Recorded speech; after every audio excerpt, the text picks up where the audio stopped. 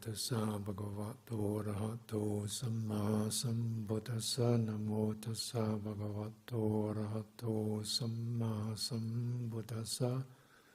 Namo tassa bhagavato arahato samma sambuddhassa. Buddhang dhammang sanghang namasami.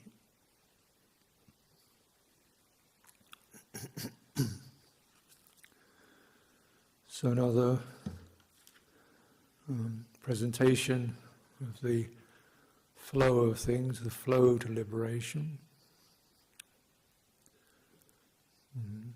This is actually one part of a sutta which describes also the flow to ignorance, and how ignorance fills up, and liberation also fills up. It reminds us just of how the potentials there are, and how we are like, the citta is rather like a vessel, or sometimes even a mouth that can be filled with either poison or nourishment. And this is a kind of that reminder just how both this, what's called the sweetness, the danger, and the escape.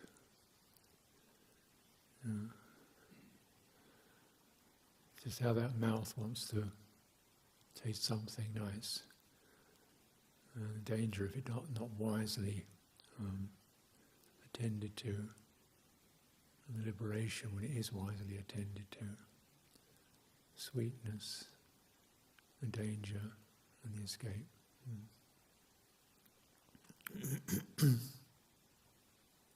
Astada, Danawa, and Nisarana, the Pali terms. But today, just look at this one.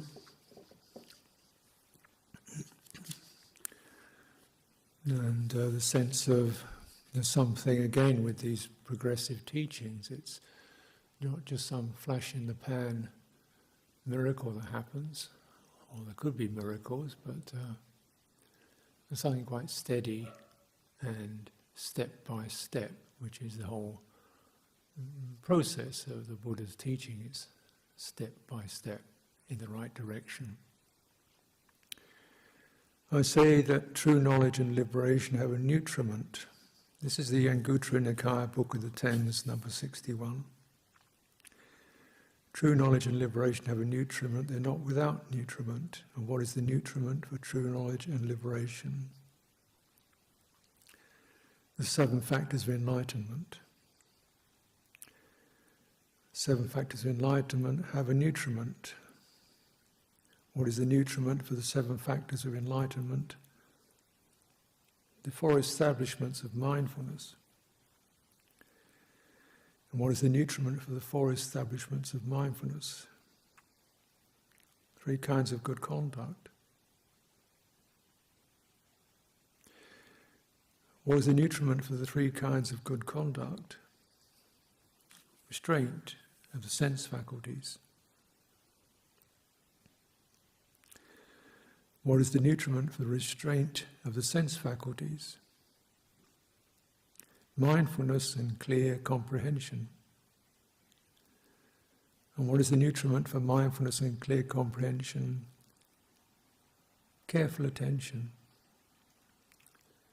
And what is the nutriment for careful attention? Faith. And what is the nutriment for faith? Hearing the good Dhamma. And what is the nutriment for hearing the good Dhamma? Associating with good persons.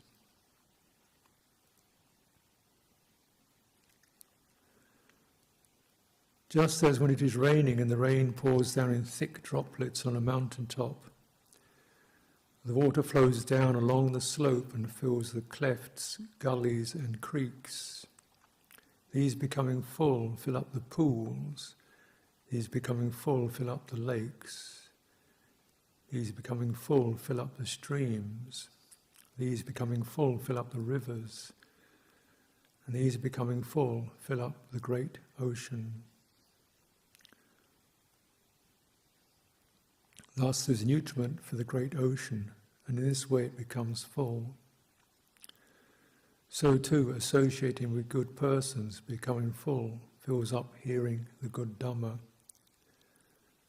and so forth. To the 7 factors of enlightenment, becoming full, fill up true knowledge and liberation. Thus there is nutriment for true knowledge and liberation, and in this way they become full.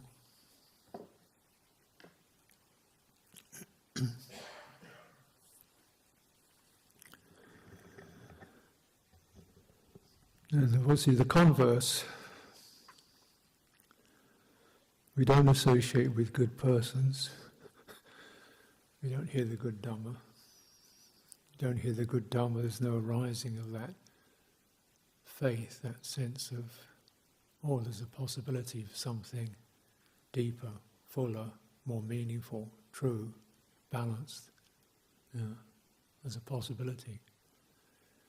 If there isn't that possibility, isn't constantly being reminded of it, then one's attention becomes superficial, just scattering over the details of this and that, and this and that, and this and that, never deepening into careful attention, like what's really important here in all this, what's really moving you, what's touching you, yeah.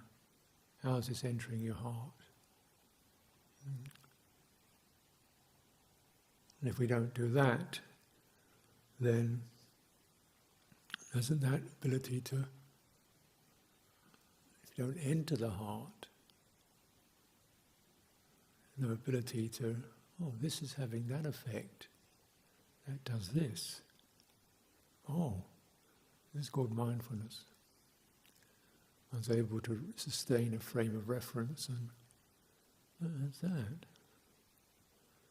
Superficial attention has no reference point, apart from how much things cost or what they look like or what else somebody else is doing. They don't refer to the heart. Mindfulness takes you into that place where right view can be established. This is the consequence of that. And that possibility to have that kind of attention that both firms up but also receives and listens in. This is sati sampajana. You notice an impact. Pause on that. How's this affecting me? Contemplate it. So this, without that,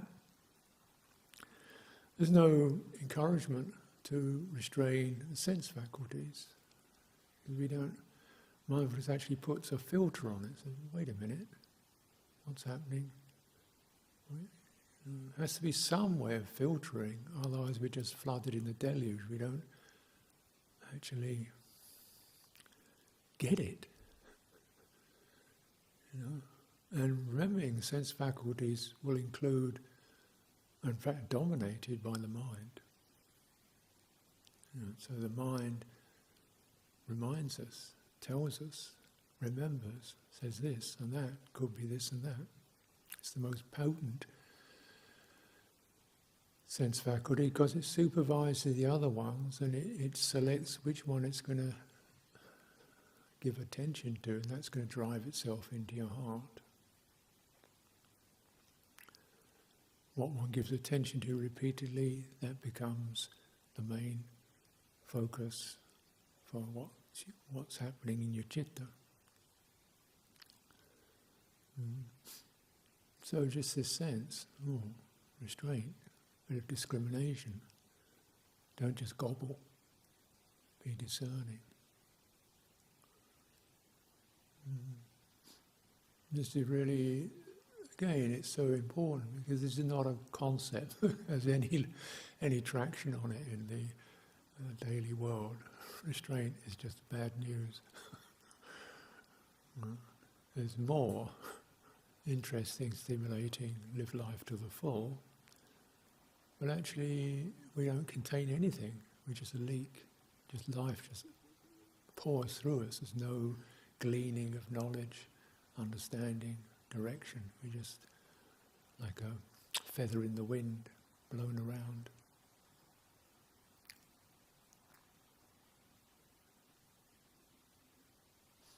The Buddha, one of his images, he says, if you really establish this sati, even in terms of body, then it's like things don't get in.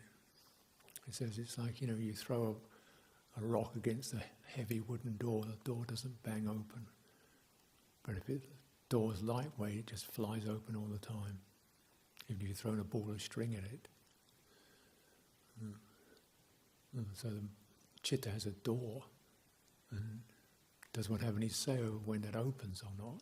What it opens to? Or is it just whatever? Wham, wham, wham. The person who has no door is just a feather in the wind.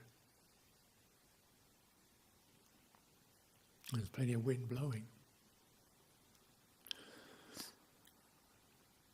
So that sati, if that isn't established, then it's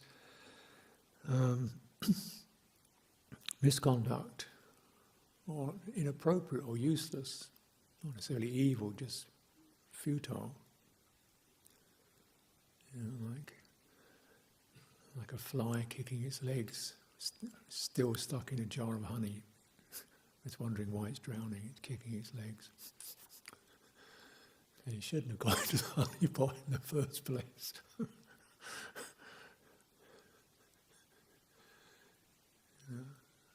So misconduct, both verbal, physical, also mental. It means the mental inclinations, with the heart inclinations. So if we continue to foster thoughts associated with ill will, jealousy, craving, worry, anxiety, then these are all,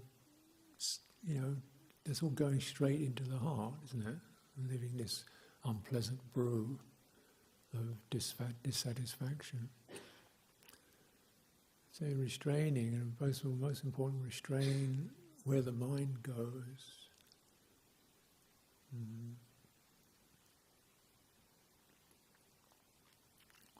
So this is to do with the hindrances.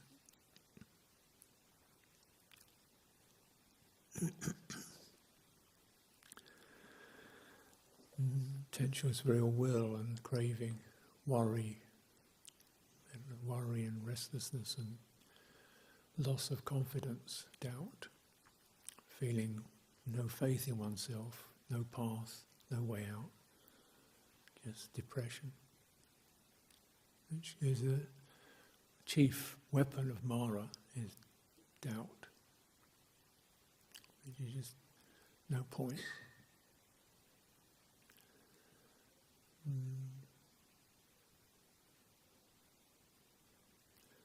But in terms of the liberating process, the Buddha talks about mindfulness in different contexts. First of all, mindfulness which establishes proper conduct.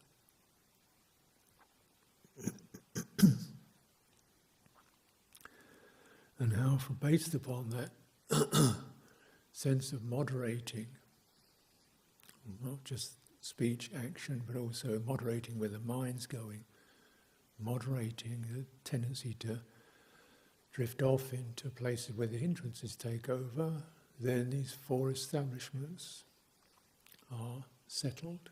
So first of all, mindfulness is something that's kind of ongoing to the various flows of what comes in, sense contact, thoughts, feelings, something we can aspire to keep going all the day, reflecting, contemplating. And then you get mindfulness, the four establishments, which are much more prescribed meditation. Hey, this is now we're really making this, putting aside other things in order to really settle into this. So it's no longer mindfulness kind of running along with what happens, it's mindfulness determining what's happening.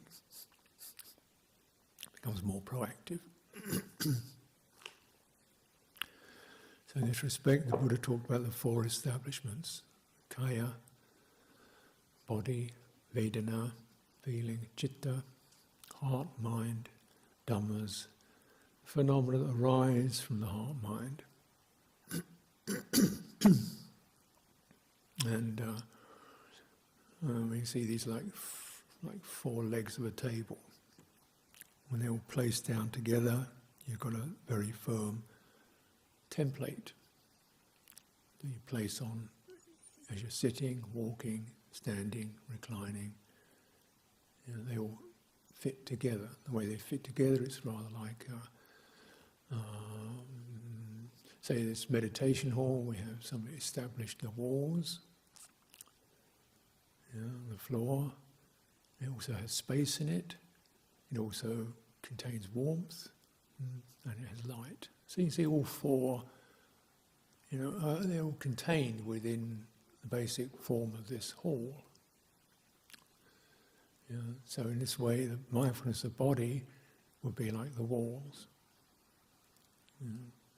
So if you stay within that, if they aren't there, then the rest of it is just going to be really difficult. The space is going to be invaded by whatever, heat's going to flow and come and go depending on the weather. The light will just change with the sunlight, but here we can define lights, use light, sustain it. Contained, not dissipated. And this containing quality is attributed primarily to mindfulness of body, which the Buddha likens it to ramming a stake into the ground and tethering all the senses to that stake so they don't run around. The restraining quality is both restraining, it sets a boundary. It also is collecting, because the body itself is a living creature, it's the life force, and if that life force continually is gathered within a certain boundary, the life force amplifies and is steadied and purified. And this is how it provides food for the heart. So if we look in these, one could say is external, if we're walking around, we contain our experience within this domain of the body.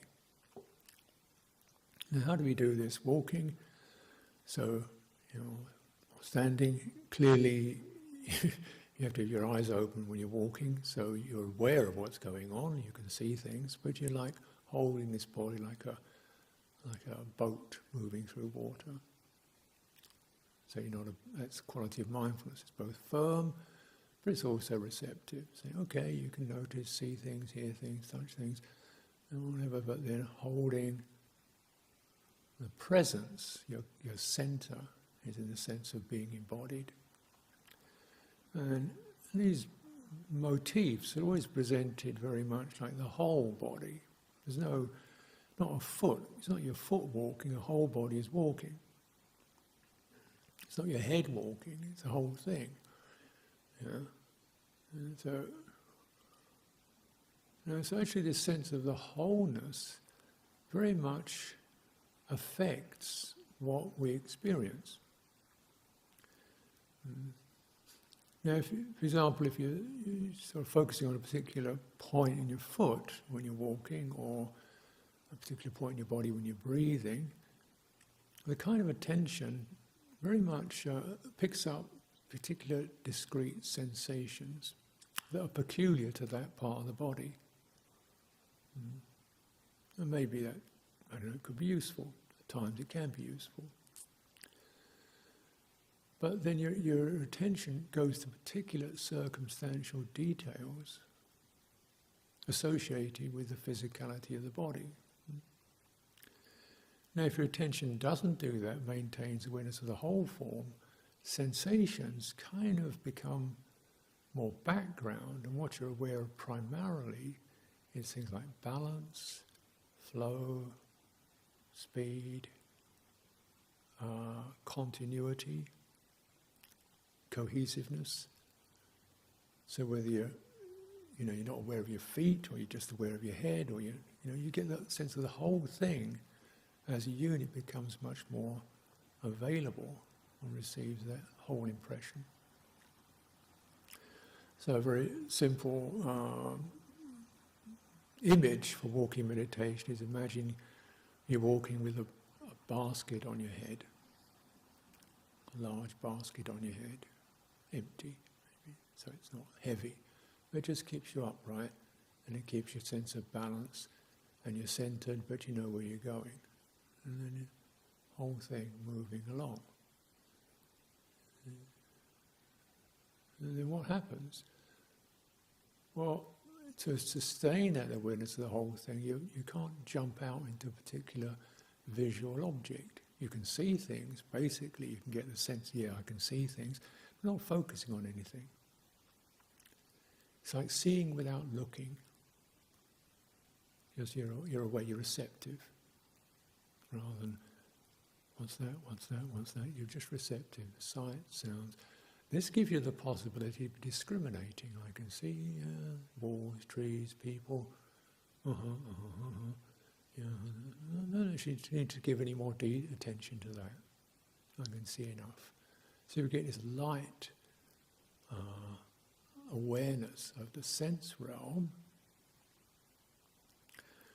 But then what becomes more aware is the sense of the body present, whether it's high energy, low energy, when it's cramped, stiff, flexible. We really get the sense of the animated experience of the body, not just physical sensations but qualities that we call internal. I feel tense. I'm really, shoulders feel locked. They look the same, but they actually felt. So we come into the feeling experience. In terms of what's really helpful, because clearly a lot of feeling, the second foundation, second establishment, comes from just things pinging, cool weather, touch hits the body, and of course that goes on, but it's not really deeply relevant.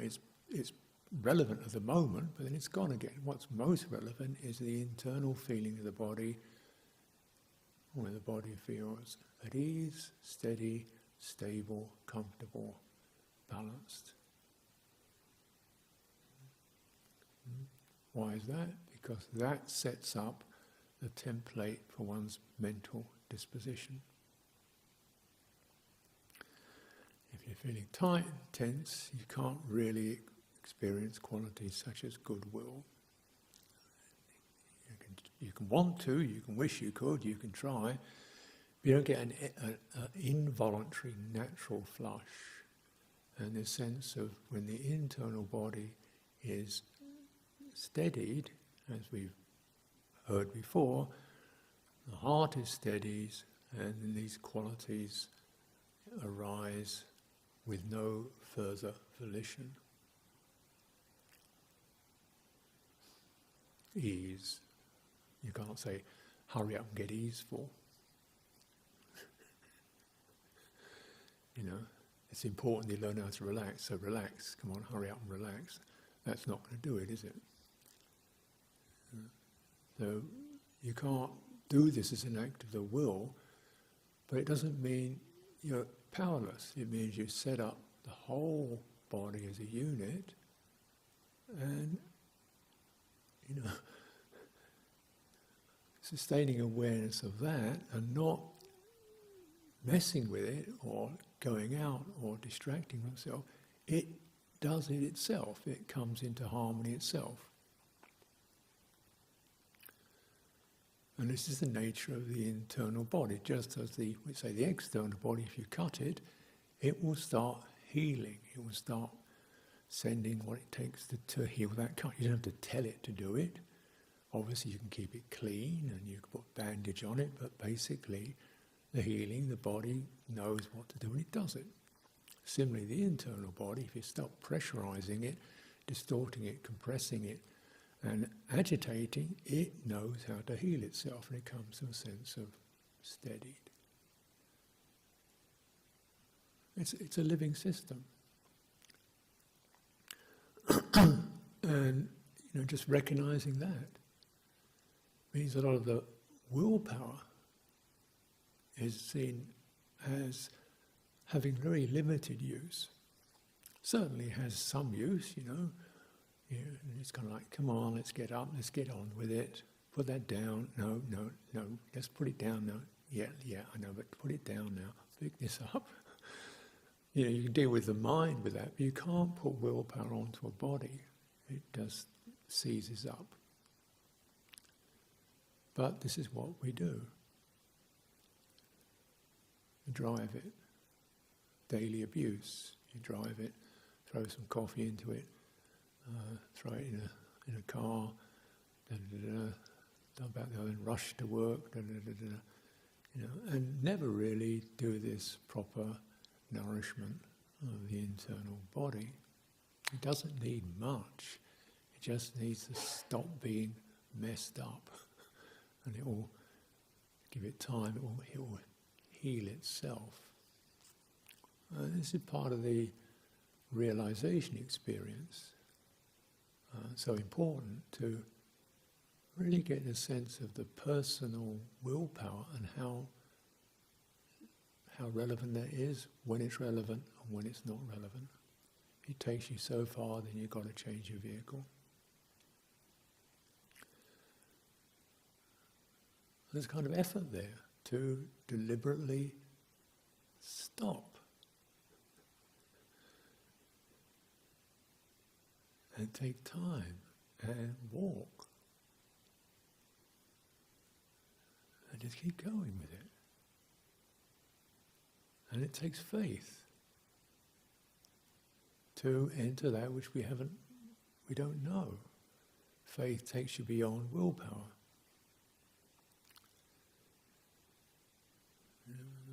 And every time one begins to get a sense of this, how suddenly, through walking, sitting, various phenomena rise and burst, and then what was all that about? It just moves through. But this process can be more finely tuned, the feelings that arise in the internal body, external body, internal body, steadying, and then how this affects the citta. Where it gets very tricky, of course, is how powerful feeling is the powerful mover.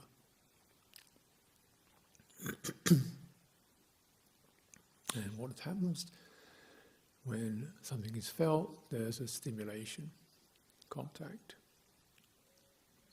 No contact, no feeling. So to feel something is to experience some degree of negative or positive stimulation. There's no choice in that. It can be very positive, it can be subtle.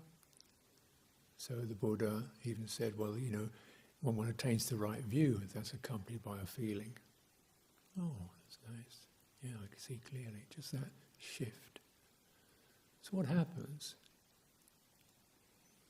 Energy shifts, doesn't it? It was stuck and it releases. It was whirling round and it stops. It was, and then it releases energy. That's called a feeling. And it also pushes, when that energy builds up, pleasant feeling pushes, unpleasant feeling pushes. And as it comes through the sense domain, it pushes the citta.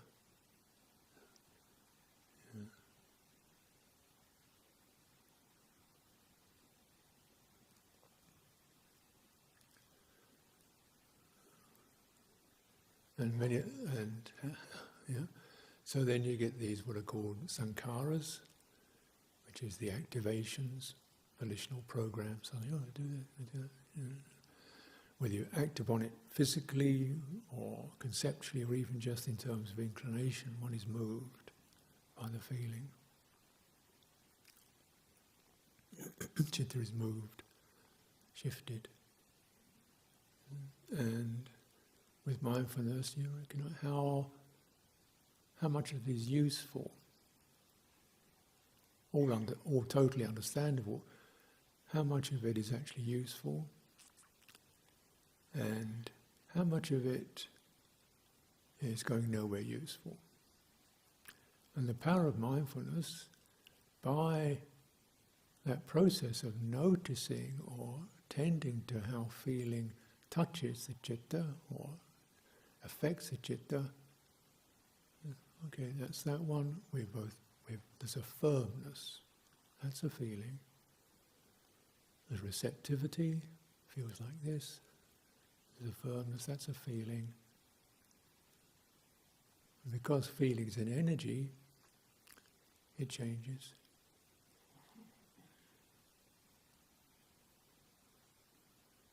It's not a thing, it's an energy, isn't it? It's a movement. So if there's that firmness, receptivity to, but firmness around what's felt, the feeling can arise, and instead of with mindfulness it restrains, so the volitional quality is not picked up. So normally the feeling stimulates, there's a volitional push. Could it be that the feeling could stimulate displeasure, but there could be no volitional push? This is definitely, with training, this is possible. One can hear disagreeable things, awful things, frightening things, and we don't get that panic, urgency, resentment, there's shocks running through the system. And this is absolutely, in my opinion, absolutely necessary. What is the point of just constantly saturating yourself in anguish over the world in general, of which you have every right to feel anguish? But to what extent is that going to support anything skillful? We notice it, we're certainly sensitive to it. We're not oblivious, but just that mindfulness that this is a feeling, the volition, what volition is helpful. Yeah, maybe just to maintain equanimity. Or maybe it's to say, yes, goodwill is necessary to heal the ill will. I'll cultivate that. And then the Dhammas, because these volitional qualities are those which stimulate Dhammas, such as ill will or goodwill, release or holding on. So there's some say. And that's all, this is how these four work together. Now if there isn't the restraint, then that volitional push cannot be contained. Can it? That volitional push, no restraint, it's just we're going to speak, act, do something. And an average person, a well-intended person, will probably learn, okay, just don't think about that, or get over it, or it's not my problem, or, well, the world's like this, or I think he'll have some psychological way of restraining it. Yeah. And this is how people manage. We develop certain psychological restrainers. Sometimes we just basically seal off. We don't even want to know anymore. We kind of close down because we can't bear it. It's displeasure.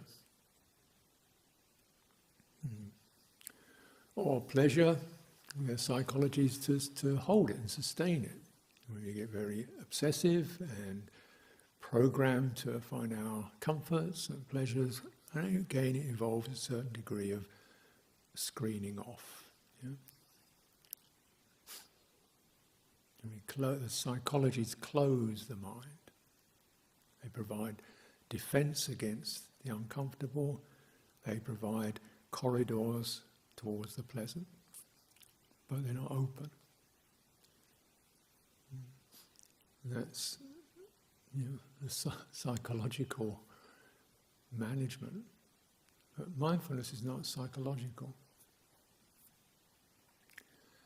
It affects the psychology, but then we're actually using embodiment as a restraint and awareness as a restraint. So it's the body says, okay, you can feel that running right into my belly when I hear that news. Or it really stirs around my chest. I can really feel it pulsing and throbbing.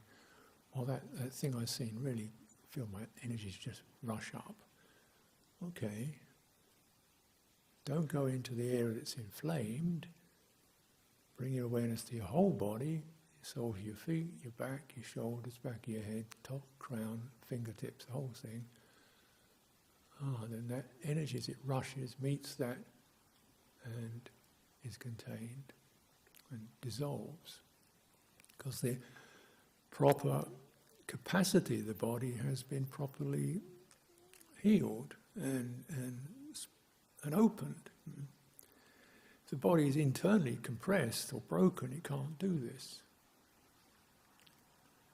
We just something hits us and we just get that, oh no, kind of flush or gripping or tension or stirring or constriction. Because the body isn't ready. So to get the body to be open and complete, then these signals of distress or pleasure can run through it, but the body absorbs it and discharges it. So it's receptive, it's not blinkered, it's not unaware, but the energy of the body, as it's properly open through these whole holistic practices, acts as something that absorbs, like a shock absorber, and the energy is held carefully and then dwindles. Okay. Now that volitional push has gone, now that feeling of being scrambled has gone, okay, now I can wisely review from a balanced place what's appropriate now to do, or to say, or to think, or to wish for. Any action could be just sending forth goodwill. It could be, so you've got the whole range of the verbal, the physical, and even the emotional to effect a sense of mature response. It may sound ineffective, but you see how much of the world is just based upon reaction and reaction and reaction and reaction and reaction. Panic, vengeance, scramble, deny, lie, divert. Never mind about this, watch the football. Divert. Buy one of these if you're feeling unhappy. Get one of these. Divert, distract, revenge, blame, curse, revile, create enemies. Just react. The escalation of that. So yeah, of course. And when you're in a world now, you can receive news from every fragment of rock on the planet, can give you its tune, its song. Thinking, how much do you want to take in of that? And is it filtering necessary? And you react to all of it. You're going to be,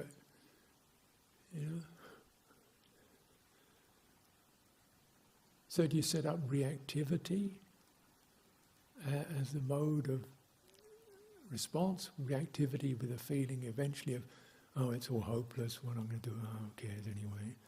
The dead end? Or he's sensing, oh, this is really how it is, how let me not be reactive. Let me be one of those good persons that it talks about in this sutta, who people associate with and get some understanding from. Maybe that would be some way I could contribute. And that's what works, that's how it happens, because stick with good people, you hear some good things, you get some good modelling, and this is the way the tide turns.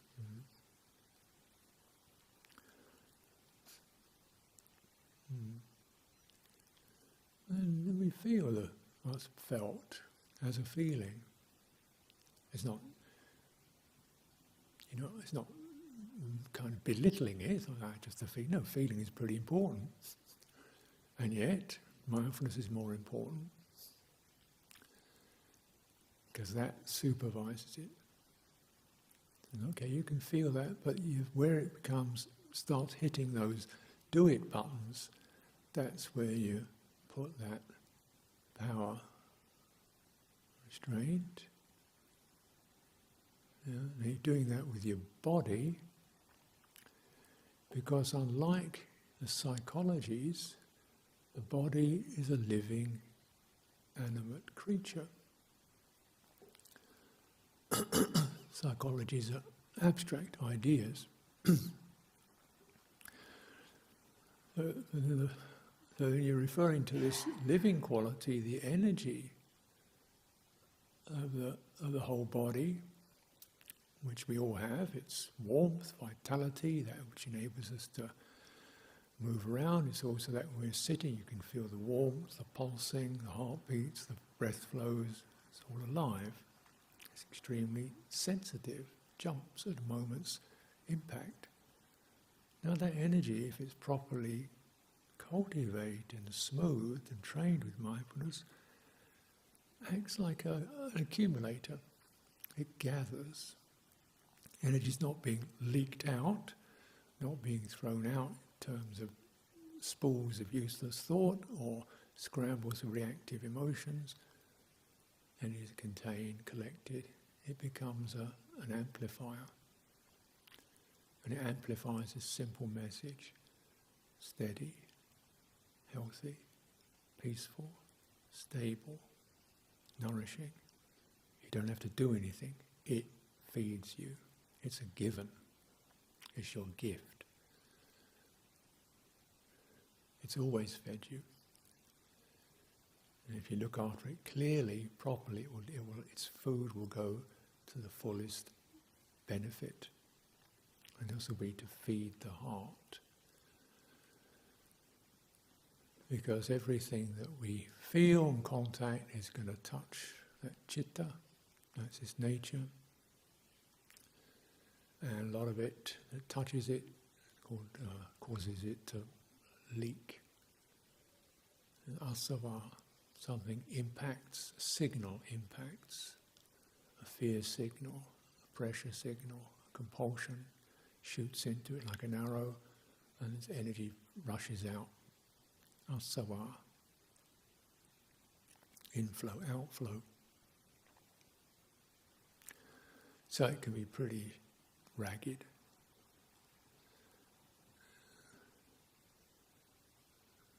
And bruised.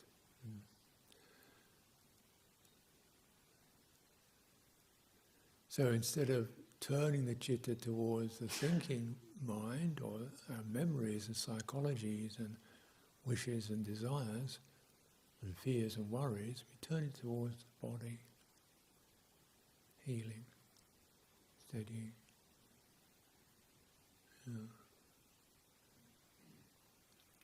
In this way, it fills up. It doesn't leak. It fills up.